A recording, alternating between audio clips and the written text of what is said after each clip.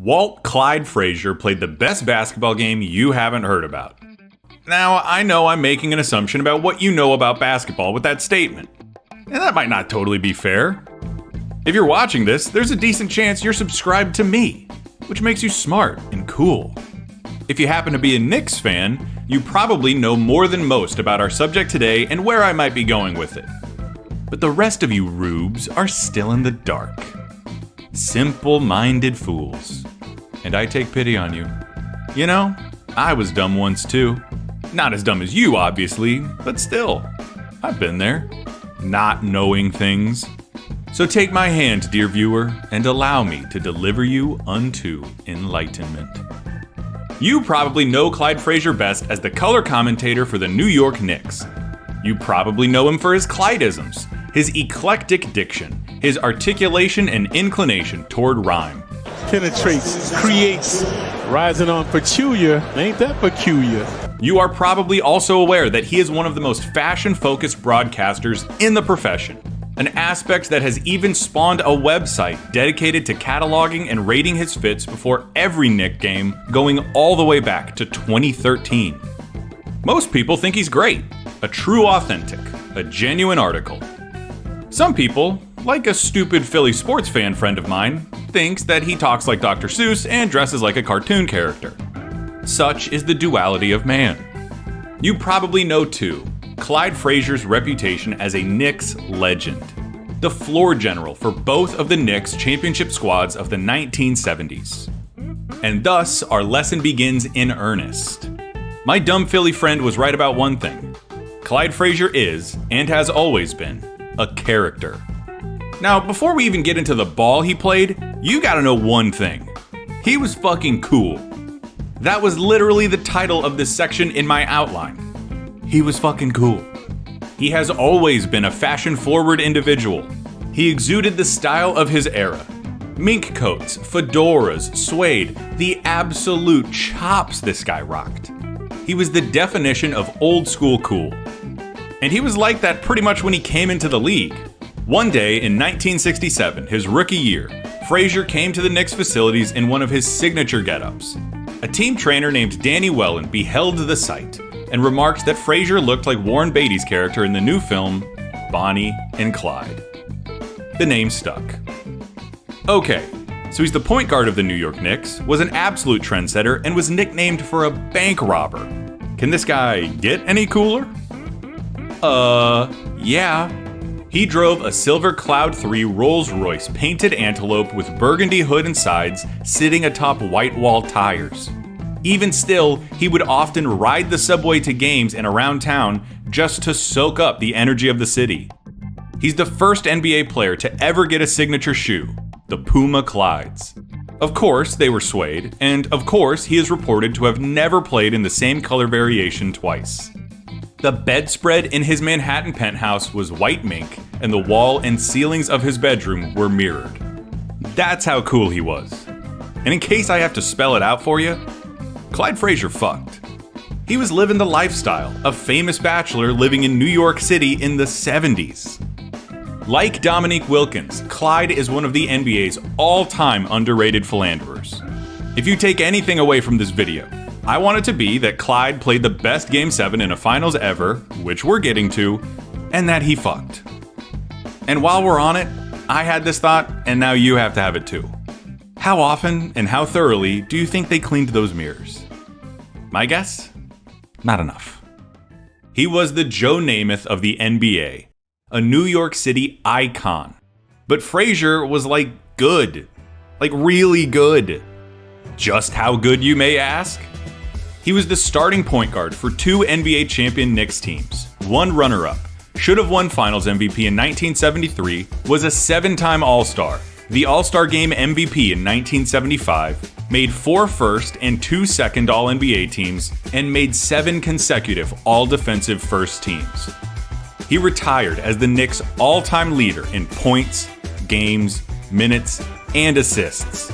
The last of which is a record he still holds nearly 50 years later. For some context on those numbers, he had the same number of All-Star appearances as Scottie Pippen, more first-team All-NBA selections than Allen Iverson, and the same number of all defensive teams as Dennis Rodman and Chris Paul. In fact, the only guard in NBA history to make first team all defense in more consecutive years is Gary Payton. That is the historical company that Walt Frazier keeps. Clyde Frazier has a very solid case as the best guard of the 1970s. His reputation was first and foremost as the best defensive guard of his era, a reputation that was warranted. His hands were once described as faster than a lizard's tongue, and he was famous for his pickpocket abilities and steals, a skill set that fit his bank robber nickname to a T. His approach to defense seemed Dion-esque.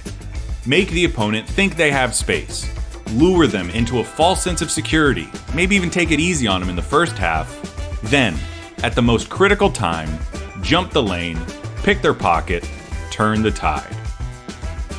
He was a 6'4", lean, keen basketball machine who modeled his game after the Big O and nailed the impression like he was Jay Farrow as Stephen A. Mario Chalmers! He commanded the high post, rebounded better than any other player of his size, knocked down pull-ups, and surveyed the court like a bird of prey. As his big man teammate Willis Reed once famously said, "It's Clyde's ball. He just lets us play with it every once in a while." And yeah, that's a cute, endearing, tongue-in-cheek thing between two all-time teammates. But it does serve to illustrate Frazier's importance as the conductor of one of the best passing teams ever. Now don't go anywhere, but I'm about to try to explain the importance of a basketball team from the 1970s. If you've been around the channel before, you know that this kind of thing happens from time to time, and that I can usually get us through it. If you're new here, I don't know how you made it this far, if I'm honest, man. I mean, didn't I call you stupid at the beginning of the video? I'm sorry about that, man. I was just saying shit that I didn't mean. Anyway, the 1970s Knicks are special and important. Get ready to learn history, buddy. Whoa. Hold on a minute, class. That's the bell. You know what that means. It's time for today's sponsored segment. Brought to you by today's sponsor, Factor. Factor delivers fresh, never frozen, dietitian-approved meals right to your door. All there is to do is heat them up. I mean, how much more convenient could it get? Factor's cheaper and tastes way better than takeout, with chef-crafted, restaurant-quality meals ready in just 2 minutes. They were kind enough to send me a box with a variety of meals. I decided to try out the Tex-Mex bowl with cauliflower rice, and guess what? It was spectacular. And the best part? No prep, no cooking, no big cleanup. To get started, head to factor75.com or click the link below and use code Clayton50 to get 50% off your first Factor box and 20% off your next month of orders. That's code Clayton50 at factor75.com to get 50% off your first box plus 20% off your next month of orders. Now, back to the history lesson. The New York Knicks of the 1970s were immortalized, not just because they were champions from the largest city in America, but because they played basketball the way it was supposed to be played, and in a way that would become the model for, really, the best way to play. Sure, the Celtics won the most, and not to put down the greatest dynasty the sport has ever seen, but the Knicks were fun to watch. This video isn't necessarily about those Knicks teams, and there are a ton of really good books and docs about them, but they had that connective fiber, that transformative spiritual connection that elevates a championship team into mythology. It was really Willis Reed's team, and he's an integral part of our story. But Frazier ran the show, and the team featured a cast of characters, like Bill Bradley, Dave DeBusschere, Dick Barnett, and later Jerry Lucas, Earl the Pearl Monroe, and a fella named Phil Jackson. Their head coach, Red Holzman, was a brilliant coach and character in his own right, who had 3 basketball tenets according to Bradley: hit the open man, help out on defense, and the hotel bar belonged to Red. He was a native New Yorker, enjoyed his scotch, connected with his players in an atypical way, treated them like grown-ups, and was named one of the top 10 coaches in NBA history by the league itself in 1996. And I know what you're thinking. Jesus Christ, Clayton, really? Haven't you said all this before? You're gonna feed us more of that unselfish, come together, Celtics, Spurs, Pistons, play the right way crap? Where do you get off? And listen, I know, I agree with you. It's not new. You know who else agrees with you though? Larry Brown. Quote, "I really did coin the phrase, play the right way. And aside from Russell's teams, you look at a team that played the right way, it was the Knicks from 70 to 73. They all had a role. They all sacrificed for one another, and they were just remarkable. Free-flowing, hive-minded passing, long-range shooting, space creation, collaborative, hard-nosed defense. The best kind of basketball. Every giant stands on the shoulders of other giants. The Warriors, the Spurs, the Lakers, the Celtics, they all share their DNA with the 70s Knicks. That's what makes the Knicks special. They played the beautiful game, all the way back then, a decade before a three-point line was ever painted onto an NBA floor. And New York loved them for it. They felt a connection with the team and really felt like they could affect the game. They even coined the defense chants that have become ubiquitous to the sport. It's been said a million times, in a million ways, but New York is a basketball city. Somewhere within the cracks in the asphalt and the concrete lives a part of the spirit of basketball. And it gets summoned up through the feet and breathed into the lungs of every kid shooting a flat ball into a rim without a net, every teenager perfecting their hook shot, every college kid exploring their imagination in midair, even and especially the players who call Madison Square Garden, the most famous arena in the world, the Mecca of basketball, home. And Walt Clyde Frazier felt it. He was in tune with that spirit. Of all the things and skills I've read or heard or seen from Clyde, it was his supernatural feel for the moment that stands out. It's the trait that all of the great clutch players in history have in common. They know when it is the moment, can feel what it is they need to do, and have the balls to do it. He did it all the time. When the moment called out to Clyde, he answered. Never more loudly than on May 8th, 1970, Game 7 of the NBA Finals. Whew, okay, I'm gonna let a little air out of the balloon here. That was a lot, right? Like, it kind of felt like a lot.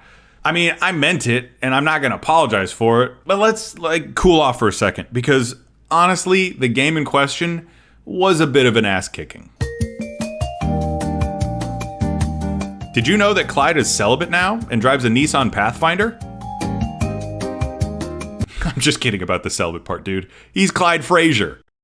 He does drive a Pathfinder, though. Okay, let's get where we're going. As I'm sure Clyde once said, enough yapping, time for some clapping. 1970 NBA Finals. Lakers versus Knicks. A championship contest between two somewhat tortured franchises at the time. The Lakers hadn't won it all since they were in Minnesota, and the Knicks, one of the original BAA teams from the 40s, had still never won a title. The Lakers were big time. They were led by a trio of Wilt Chamberlain, Elgin Baylor, and Jerry West. 3 all-time all-timers. But the Knicks were the team. They'd started the season 23-1, a record for the best start until the 2016 Warriors. New York had won a then-record 18 games in a row and finished the season with a league-best 60-22 record. Frazier and Reed were both first-team All-League and first-team All-Defensive picks, with Reed capturing All-Star MVP and League MVP honors to boot. The series lived up to the billing and then some. The teams traded tight games, going back and forth through the first 4 contests, and Reed was crushing it. He was averaging 32 points and 15 rebounds a game on top of awesome defense against Wilt Chamberlain. But wait. Oh no. You hear that dramatic pause in the music? That's right. Tragedy. Reed got hurt in the first quarter of Game 5. He tore a muscle in his leg, likely his right tensor fascia, one of the muscles that helps connect the thigh to the hip. He missed the rest of the game, but Frazier and company eked out a narrow win. In Game 6, without Reed, in Los Angeles, the Knicks got murdered. a 22-point loss. Chamberlain threw up 45 points and 27 rebounds. Which brings us back to May 8th, 1970. Game 7, New York City. The Knicks come out and start warming up. No Reed. He's still in the locker room, receiving an injection of painkillers into his leg. Mere minutes before the game is set to tip off, Willis emerges from the tunnel to thunderous applause in an iconic moment of New York basketball lore. Reed doesn't even attempt to win the tip-off against Chamberlain, immediately running back on defense. Within moments, he is moving with a clear limp. And yet, he hits the Knicks' first 2 shots of the game, sending the rabid New York fans into hysteria. Reed plays 27 minutes in the game, secures 3 rebounds, plays truly great defense against Chamberlain, and finishes with just those 4 points. The Knicks win their first championship in franchise history, and Game 7 is forever remembered as the Willis Reed game. I bet you have a lot of questions. You're probably thinking, hey Clayton, what the fuck? I thought this video was about Clyde Frazier and how he played this awesome game. And didn't you say it was the best Game 7 performance ever in the finals? And this game is the Willis Reed game? You lied, Clayton Crowley. You're a liar. I get it, you're right to be upset, but I didn't lie. What I just told you was the 100% God's honest truth. Those things did happen. The Knicks did win. Willis Reed was an absolute stud who played through a debilitating injury, and the game is remembered for that. That's all true, and it's the way the story is pretty universally told. But that's the thing. History has forgotten what Walt Frazier did after Willis Reed hit those first 2 shots. Reed staggered the Lakers not just by coming out of the tunnel, but by playing the game and working the crowd into a frenzy. And Clyde Frazier, as he always would, felt the moment and knew what to do. He knocked the Lakers out cold in the first quarter. The Knicks effectively won the game by halftime. He was a man possessed by that moment, the spirit of his teammates, the arena, the fans, and the city. Cometh the hour, cometh the man. Clyde finished the game with 36 points, 7 rebounds, 5 steals, and 19 assists. He shot 12 of 17 from the floor and a perfect 12 of 12 from the line. In that first quarter, he registered 15 4-4. He did not miss a shot. Not from the floor, not from the line. The Knicks put the game out of reach and never gave back an inch. The numbers he put up, the way he controlled the game, practically without the team captain and league MVP against a star-studded roster, put it up against all the best performances on the same stage. Heinsohn in 57, Worthy in 88, LeBron in 13, and I'll take Frazier's over all of them. But honestly, I don't really care to convince you that his is the best. I really just want you to know about it, because it's crazy to me that this kind of shit is the shit that gets lost to history. The fact that the 70s Knicks were special, the absolute dog that Willis Reed was, and the defining moment in Clyde Frazier's career. I wish I knew why certain things get remembered and other things don't. I'd make a lot more money. But when Jalen Brunson sets a scoring record in the first round and people start calling it the best playoff game ever by a New York Knick, I can't help but make a mental note to make a video like this. I know it's easy to think that the Knicks started with Carmelo Anthony. They didn't. There was Patrick Ewing, and before that there was Bernard King. And before that there was Willis Reed and Walt Clyde Frazier, the player who ushered in the golden era of Knicks basketball with the greatest game in Knicks history. We might have forgotten about it. Clyde hasn't. I felt I could do anything in front of the roar of the crowd that night. I always tried to hit the open man when I played, but that night, I was the open man. I think of that team every day.